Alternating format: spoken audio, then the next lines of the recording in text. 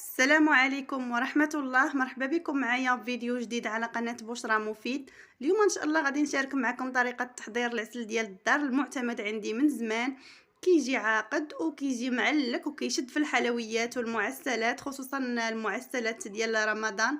كيجي زوين، يعني كندير فيه واحد الاضافه في الاخير هي اللي كتخليه يشد في الحلويات وفي الشباكيه. بقوا معايا من اول فيديو الاخير باش تعرفوا على المقادير وطريقه التحضير. على بركه الله. في المقادير غادي نحتاج 2 كيلو ديال السنيده، لتر ديال الماء، وعندي حامضه كبيره مقطعه، وعويد ديال القرفه، القرفه البلديه. عندي هنايا واحد الطنجره ديال الضغط، غادي نضيف فيها هاد السنيده اللي عندي كامله.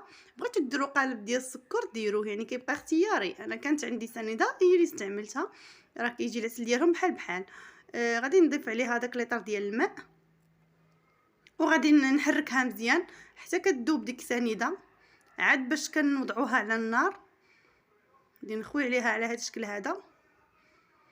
والحامض من الاحسن انكم تحيدوا ليه ديك الحبيبات ديالو، ديك الزريعه اللي كتكون فيه، باش ما تطلقش لينا المروره. والحامضه حيدوا ليها الاطراف ديالها وخليو غير الوسط ديالها كما درت ليها انا، كما كتلاحظوا معايا.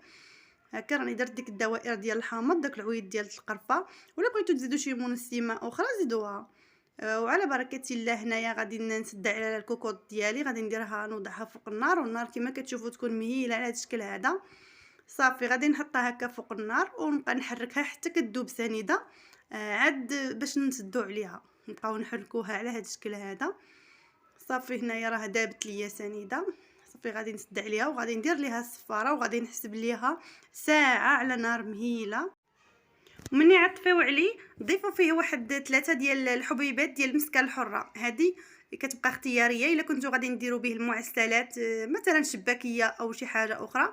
ضروري تضيفوا فيه واحد 3 الحبيبات ديال المسكه الحره، هي اللي كتخليه يجي معلك وشاد في المعسلات ديالنا، ما كينشفش. الا كنتو غادي ندهنوا به غير هكا البغرير ومسمن وداك الشيء بلا ما تضيفوا فيه المسكه الحره، وراه كيجي رائع صراحه. كيجفو كما كتشوفوا معايا القوام ديالو. انا هنايا بغيت نصايب به الشباكيه، راني درتو ثقيل شويه، وضفت فيه 3 الحبيبات ديال المسكه الحره، هي اللي كتعطيه واحد التعليكه وكيبقى شاد في الحلويات والمعسلات. كنتمنى ان شاء الله يا ربي يعجبكم، جربوه على حسابي. وإلا عجبكم محتوى الفيديو ما تنساوش تدعموني اخواتي.